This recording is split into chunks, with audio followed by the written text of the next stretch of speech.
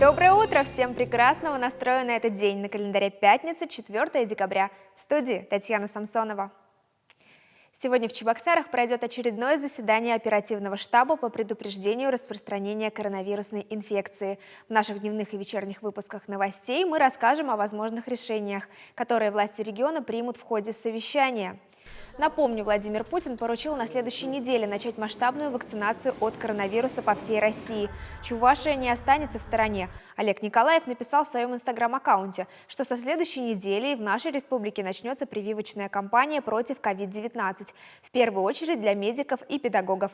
Руководитель региона подчеркнул, вакцинация добровольная. Все необходимое оборудование уже закуплено, ожидается лишь поступление самой вакцины. В Санкт-Петербурге открылась выставка чувашского художника Анатолия Рыбкина. Теперь жители и гости северной столицы могут узнать о нашей республике больше. Экспозиция называется «Наш отчий дом Чувашия». Организаторами проекта стали Министерство культуры Чувашии, Санкт-Петербургская ассоциация искусствоведов и Международный фонд поддержки культуры «Мастер-класс».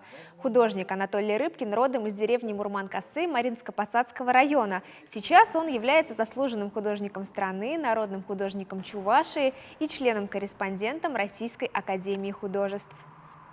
Педагог из Чувашии занял призовое место во втором межрегиональном конкурсе «Преподаватель года». Светлана Иванова из Чебоксарского электромеханического колледжа стала лауреатом в номинации «Лучший преподаватель профессионального цикла». Каждый из 53 участников конкурса презентовал себя на тему «Мое педагогическое кредо». Также онлайн-жюри оценивало образовательные проекты и сайты преподавателей. Также на конкурс надо было прислать видеозапись учебного занятия. Светлана Иванова признается, сроки подготовки были сжатые, поэтому от помощи своих учеников она не отказывалась. Создать видеоролик в срок, к примеру, помогли активные студенты 4-го курса.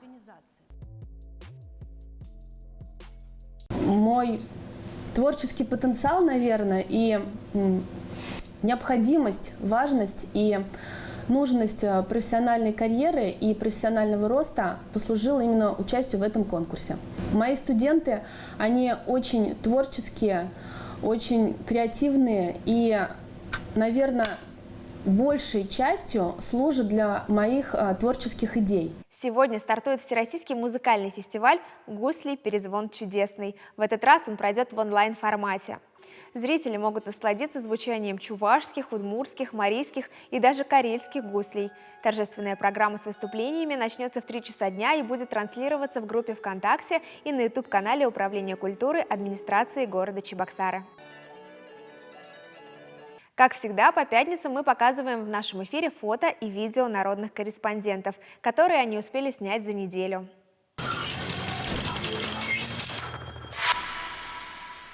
В День матери сотрудники госавтоинспекции МВД по Чувашии останавливали на дорогах дам за рулем и вместе с теплыми пожеланиями вручали кофе.